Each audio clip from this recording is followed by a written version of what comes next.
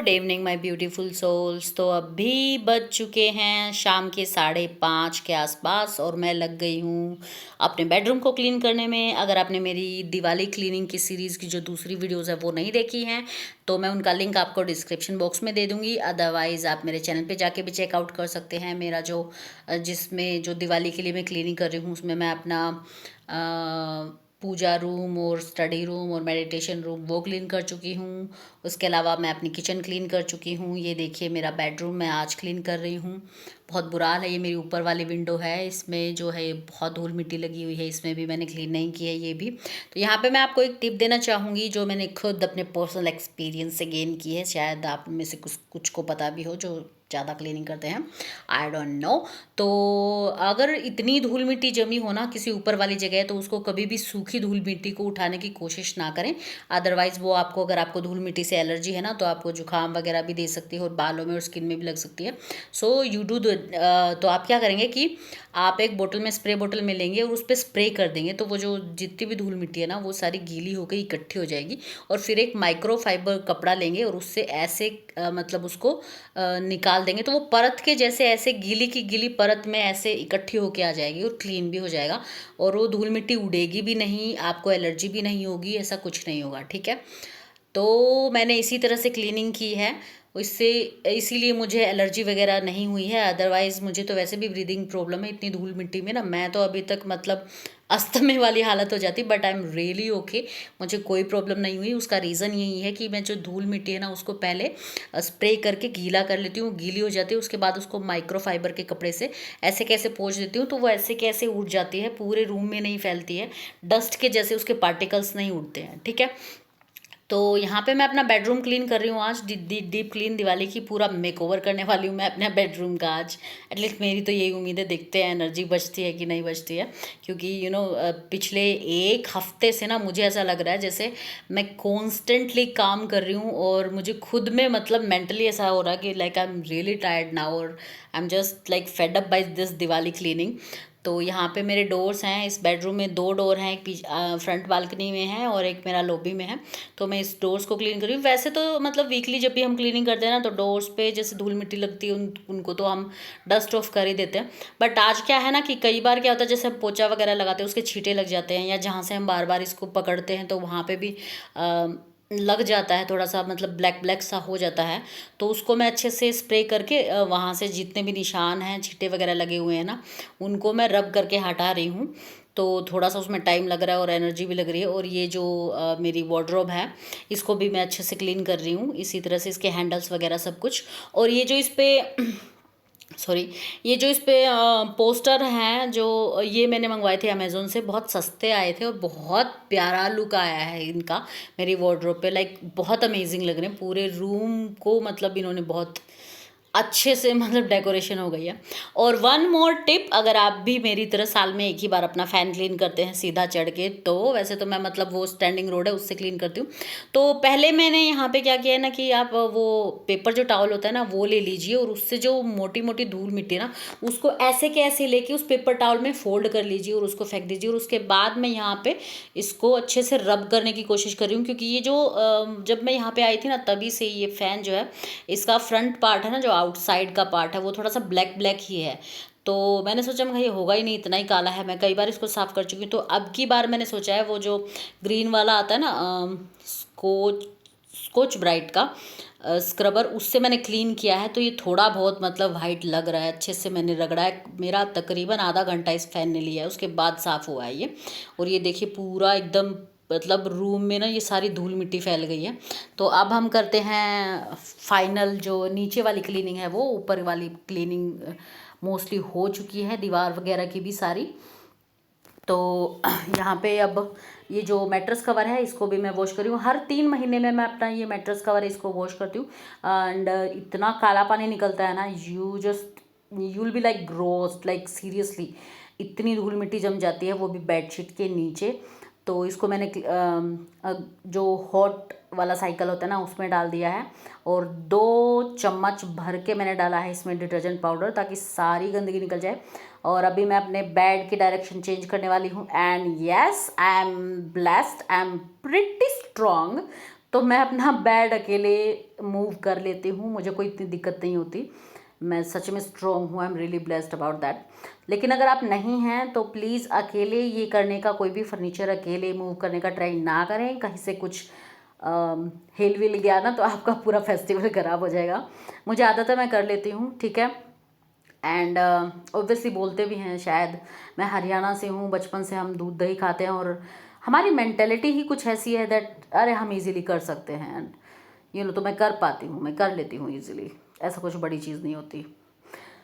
सो यहाँ पे मैंने अपना बेड जो है वो मैं लगा रही हूँ सामने वाली दीवार के पास। रीज़न क्या है ना, अभी आने वाली हैं विंटर्स, और जब टेढ़ा ये लगा हुआ था ना, तो टेढ़ा जब लगा हुआ था तो रूम में उतना स्पेस नहीं बन रहा था। ये रूम बहुत छोटा सा है, तो अभी मैं सोच रही हूँ कि जब विंटर्स है ना तो आप बाहर नहीं जा सकते, और तो थोड़ा सा स्पेस बन जाएगा ना, तो यहाँ पे हम थोड़ी बहुत एक्सरसाइज कर पाएंगे, because I am working on my weight loss. So उस पर्पज़ के लिए मैंने इसको सामने वाली दीवार पे लगाया है। और अब हम इसको अच्छे से डस्ट ऑफ कर लेंगे। एक बार मैंने यहाँ पे गीला कपड़ा लगाया है, उसके बाद मैं सूखी कपड़े से इसको अच्छे से क्लीन कर दूँगी पूरे रूम को। झाड़ू वगैरह मैंने लगा दी है, सारी डस्ट वगैरह चली गई है। और अब हम अपना बेडशीट वगैरह बिछा लेंगे इस पर। अच्छा, आप मुझे बताइए कि आपको भी मतलब जब आप फर्नीचर चेंज करते हैं अपने रूम में, तो आपको भी एक वो न्यूनेस वाली फीलिंग आती है, जैसे लाइक मेकओवर जैसा हो गया है रूम का और कोई नई चीज़ की भी ज़रूरत नहीं पड़ी? या फिर आप अपना जो फर्नीचर है जैसे लिविंग रूम का, बेडरूम का, उसको कितना चेंज करते हैं या फिर चेंज ही नहीं करते हैं? मुझे ज़रूर बताइएगा कमेंट करके कि आप कितने क्रिएटिव हैं। और क्या आप भी मेरी तरह कुछ दिन बाद बोर हो जाते हैं कि यार कितने दिन से ये बेड यहीं पे है, ये सोफ़ा यहीं पे है, और अपने बेड को और सोफ़े को घुमाते रहते हैं पूरे रूम में? मुझे तो यही बोलते हैं, मेरे जब मम्मा या नानी आते हैं ना, तो वो ये बोलती है कि तूने ना इसकी इस सोफ़े की, इस बेड की ना मतलब फिरकी बना रखी, कभी उस कोने में लगा देती है, कभी उस कोने में लगा देती है। So please comment down below, मुझे पता तो चले कितने क्रिएटिव लोग हैं जो घुमाते रहते हैं मेरी तरह अपने पूरे फर्नीचर को सारे रूम्स में और हर जगह पे। तो फाइनली बेड तो सेट हो चुका है और अब हम लगा रहे हैं पोछा। और पोछा लगाने के बाद यहाँ पे मैंने 3 बार पोछा लगाया है, ताकि जो ऊपर की गंदगी नीचे आई थी ना, वो बहुत वैसी गंदगी थी, लाइक ग्रीसी टाइप जो होती है वो। तो अच्छे से मैंने यहाँ पे पोछा लगाया है। और पोछा लगाने के बाद अभी मैं लगाऊंगी पर्दे। और जब मैं पर्दे लगा रही थी ना, तो ये पर्दा जो है वो साइड में जिसके नेल्स है ना, वो ऐसा ढीले से लगे हुए थे कि वो पूरी रोड जो थी ना वही निकल आई थी। तो इसके बाद मैं इनके जो ये हुक वगैरह इनको टाइट करूँगी। इनको थोड़ा सा सरका के मैंने अलग, मतलब जो डिफरेंट होल्स है ना उनमें टाइट कर रही हूँ, उनमें मतलब ठोक रही हूँ इनको। This is the real like picture of being a single person, being a single mom, ठीक है, handling everything on your own. And तब हलवा नहीं है भाई अकेले रहना, ओके। होता क्या है ना कि पहले तो like I can easily call my dad और माई ब्रदर कि प्लीज़ मतलब पर्दे लगा दो या मेरा पंखा साफ़ कर दो, and they can come and easily help me. But होता क्या है ना कि हम क्या करते हैं कि चलो भाई एक बार करके देखते हैं, let's do it once, maybe you can do, and धीरे धीरे आपको लगता है आप सभी कुछ अकेले ईजिली कर रहे हो, ठीक है। तो ये है final look of my room, पूरा क्लीन हो गया और मुझे तो एकदम न्यूनेस वाली फीलिंग आ रही है। और देखिए कितना स्पेस निकल आया। ईजीली आप यहाँ पे एक्सरसाइज कर सकते हो मैट वगैरह बिछा के सर्दियों में, जब आप बाहर नहीं जाएंगे, क्योंकि बहुत मस्त वाली ठंड पड़ने वाली है। अब की बार तो सर्दियाँ जल्दी स्टार्ट हो गई हैं, तो और मुझे तो सर्दियों से नफ़रत है, तो मैं तो बिल्कुल बाहर नहीं जाने वाली हूँ। और अभी 8 बजने वाले हैं, तो मेरा जो मैट्रेस कवर है वो वॉश हो गया है, और उसके अलावा एक लोड और है जो बचा हुआ है। और ये देखिए लॉबी का यही हाल है जब से मैंने क्लीनिंग स्टार्ट की है, तकरीबन 3-4 दिन से। और अब तो मैं भी मतलब परेशान हो गई कि मुझे बस इसको क्लीन आउट करना है। सो ये देखिए इस रूम में मैं अपना सारा मतलब डिक्लटरिंग का जो कचरा है ना वो डाल रही हूँ। मतलब कहीं से, किचन से, ऑफिस से, कहीं भी कोई भी कचरा निकलता है ना जो मैं डिक्लटर कर रही हूँ, वो मैं इस रूम में डाल रही थी कि फाइनली इस रूम को क्लीन करूँगी ना, तो ये जो डिक्लटरिंग का कचरा है ना, इसको भी मैं तब भी सॉर्ट आउट करूँगी, बस एक बार क्लीनिंग हो जाए। तो नेक्स्ट डे 13 अक्टूबर मैं उठी हूँ सुबह। आज करवा चौथ है, तो आज है मेरी छुट्टी, इसलिए मैं सुबह सुबह 6 बजे उठी हूँ, ताकि इस रूम को मैं सॉर्ट आउट कर दूं। और जब तक कबाड़ी वाले आने स्टार्ट हों तब तक मैं अपना कबाड़ का सामान एक जगह इकट्ठा कर दूं और उनको दे दूं। तो यहाँ पे सुबह सुबह उठ के मैं अपनी जो मेरी पेंट्री है ना उसको मैंने रीऑर्गेनाइज़ किया है। उसकी क्लिप मैंने शूट नहीं की क्योंकि ऑलरेडी मेरी जो पेंट्री की क्लिप है वो मैं आपको दे चुकी हूँ। अगर आपने अभी तक नहीं देखा है कि मेरी पेंट्री में क्या है, you can go and check out my house too. उसमें मैंने डिटेल में बताया हुआ है that what I have in my pantry. और यहाँ पे मैं अपने जो ये वॉशिंग डिटर्जेंट वगैरह है ना इनको मैंने फिलअप किया है और वापस से रख रही हूँ फिलअप करके। और अब मैं सबसे टाइडिंग काम कर रही हूँ जो कि बैठ के करना दिखने में ईजी है बट सच में सर में दर्द हो जाता है ये काम करके। जो पूरे घर में पूरे साल के मेरे पेपर रखे हुए थे ना, मैं एक बॉक्स बना लेती हूँ उसमें रख लेती हूँ बिकॉज हमको पता नहीं होता कि कब किस पेपर की ज़रूरत पड़ जाए, तो मैं उसी में रखती रहती हूँ सारे साल। और अभी मैं बैठ के ना एक एक पेपर को देख रही हूँ कि कौन सा यूज़फुल है कौन सा यूज़फुल नहीं है और उनको सॉर्ट आउट कर रही हूँ। इस काम में मुझे तकरीबन आधे से पौना घंटा लग गया था। यहाँ पे फास्ट फॉरवर्ड करके दिखाया हुआ है बट ये सच में बहुत टायरिंग होता है। आप मुझे बताइए डीक्लटरिंग का कौन सा काम आपको सबसे टायरिंग लगता है? मुझे तो पेपर वर्क जो है ना वो सबसे टायरिंग लगता है। बाकी सब चीज़ें सॉर्ट आउट हो जाती हैं इजीली, ये फेंकनी है ये रखनी है, ये फेंकनी है ये रखनी है, जूते चप्पल हो कपड़े हो एनीथिंग। बट पेपर्स में आपको एक एक पेपर देखना होता है और उसके बाद उसको मतलब फाड़ के फेंकना है या फिर आपको वो संभाल के रखना है। This is really very tiring.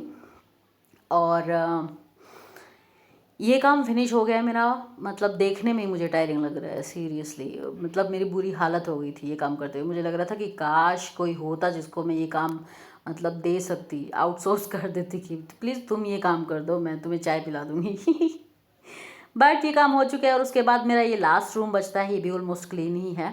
तो इसका फ़ैन मैं क्लीन नहीं कर रही हूँ क्योंकि इस रूम में कभी फ़ैन चलता ही नहीं है, तो हार्डली थोड़ा बहुत चलता है, कभी 1-2 घंटा अगर चल गया महीने में तो कपड़े वगैरह सुखाने के लिए। तो यहाँ पे मैं दीवारों पे और जो छत है उस पर मैंने ये मार दी है ब्रूम धूल मिट्टी के लिए। धूल मिट्टी भी नहीं आती है इस रूम में क्योंकि मैंने जो ये डोर है इस पर स्टॉपर लगाया हुआ है। और ये देखिए कबाड़ी का सारा सामान इकट्ठा हो गया है और ये पूरी मेरी लॉबी है ये क्लीन हो गई है और रूम है वो भी क्लीन हो गए हैं। और ये जो सामान है ये मैंने कबाड़ी को देना है। पूरा रूम डिक्लेयर कर दिया और ये डोर भी ओपन कर दिया आज मैंने। विंटर के लिए रेडी है मेरा घर और ये सारा सामान जो है ये कबाड़ी को जाएगा। अभी तक कबाड़ी वाला आया नहीं, शायद वो भी आज करवा चौथ मना रहे हैं I am waiting for them. और ये मेरी पेंट्री है जो मैंने ऑर्गेनाइज़ कर दी है दोबारा से। And this is all. मेरे तीनों रूम क्लीन हो चुके हैं, बचती हैं सिर्फ 2 बालकनी फ्रंट एंड बैक।